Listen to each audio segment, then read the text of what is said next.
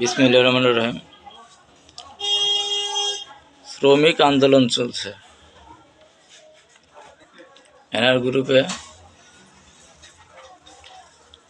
মনে করেন, এনআর গ্রুপে যে পুরান সিনিয়র অপারেটর আছে, শ্রমিক আছে, তাদেরকে নাকচ দিতেছে। নাকচ দেওয়ার কারণে গ্যাঞ্জাম লেগে গেছে ফ্যাক্টরিতে। এক গ্যাঞ্জামে এখন 10 ফ্যাক্টরি বন্ধ। 10 জায়গার লোকজন কাজ করার জন্য যেতে পারছে না, রাস্তায় গ্যাঞ্জাম। এই গ্যাঞ্জামের জন্যই সব বন্ধ হয়ে আছে। গ্যাঞ্জাম 2 দিন ধরে চলতেছে। এখন নাকচ দিতে আছে। শ্রমিক কাজ করবে এক জায়গায় 10 বছর, 15 বছর, 20 বছর। তাতে শ্রমিকেরও লাভ, আবার মালিকেরও লাভ। যদি সে কাজ ছেড়ে 1 বছর এইখানে, ওইখানে 1 বছর, এইখানে 6 মাস, ওইখানে 2 বছর, তাতে কোম্পানির লাভ হবে না, শ্রমিকেরও লাভ হবে না। একটা শ্রমিক এক জায়গায় যদি সার্ভিস ভালো দেয়, অনেক দিন সার্ভিস দেয়, তাহলে দুইজনের, উভয় পক্ষেরই লাভ। এখন দেখেন, সিনিয়র যেগুলা হয়েছে, যেগুলান মনে করেন যে অনেক দিন কাজের বয়স, 10 বছর, 8 বছর, 5 বছর হয়ে গেছে, এসব লোক গেলান কাজ করছে, এরকম লোক বাইসি না করে দিতেছে। এই না করে দেওয়ার জন্যেই গ্যাঞ্জামটা। না করে দেওয়ার কারণ কি? সামনে মনে করেন 2টা ঈদ আসছে, গরিবানা মতো যদি অল্প পাই, 20 হাজার টাকা বোনাস আছে ঈদের।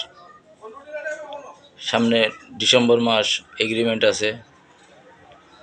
এগুলা না দেওয়ার জন্যই, মানে মূলত এগুলা না দেওয়ার জন্যই, এগুলা হিসাব কিতাব কইরি লোকজনকে ছাঁটাই করতেছে।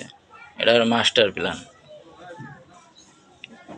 এটা একটা মাস্টার প্ল্যান যে কাজ করতেছে, না করে দিলে এইভাবে যদি মনে করেন 2 মাস আগেই, প্রতি বছর এইটা হয়, প্রতি বছর এটি করে এরম। 2 মাস আছে সময়, 2 মাসের মধ্যে যদি 400-500 লোক ছাঁটাই করা যায়, বহুত টাকা কিন্তু আয় হয়েছে কোম্পানির। এগুলা করে কারা? যে কোম্পানির দেখাশোনা করে, দেখভাল করে। কিছু কিছু মাথা আছে, সেসব মাথার থেকে এসব গেলা বাড়ায়। তারা এই কাজটা করে, তাদেরকে ছেড়ে দিই, তাদেরকে না করে কোম্পানির আয় দেখায়নি হয়, তাদের বেনিফিটটা আদায় করে নেয়। তারা বার করে দেয়, বার করে দিই, কোম্পানিকে আয় দেখায়, কোম্পানির জায়গাতে তারা থাকে ঠিকই, শ্রমিককে ছড়িয়ে ফেলে দেয়। এই জন্যেই গ্যাঞ্জামটা। আজকে আমি দেখাবো আপনাদেরকে, যদি সম্ভব হয় ভিডিও করি, কী অবস্থা চলতেছে। এই যে গ্যাঞ্জাম, এই গ্যাঞ্জামটা মনে করেন বৈশী মীমাংসা করতে পারত, এগুলা না করে অন্য সিস্টেম করতে পারত। না করে দেওয়ার অবজেকশন কেন? ওরা যে এখন লাগিয়ে বেরিয়েছে, একটা জিনিস ঘটিছে, এখন যে 14টা ঘটাই দিয়েছে। এখন এক গার্মেন্টস বাদ দিয়ে আরেক গার্মেন্টস, আরেক গার্মেন্টস বাদ দিয়ে আরেক গার্মেন্টস, এই লাইন ওই লাইন, এই লোক ওই লোক, পুরা জয়রি এখন গ্যাঞ্জাম শুরু হয়ে গেছে। এখন কত দাবিলি নামবে, বলবে বেতন বাড়াও, নাইট বিল বাড়াও, ওভার টাইম বাড়াও, এই পানুনি ওই পানুনি, সব কিছু জড়ি মেড়িলি লাগছে।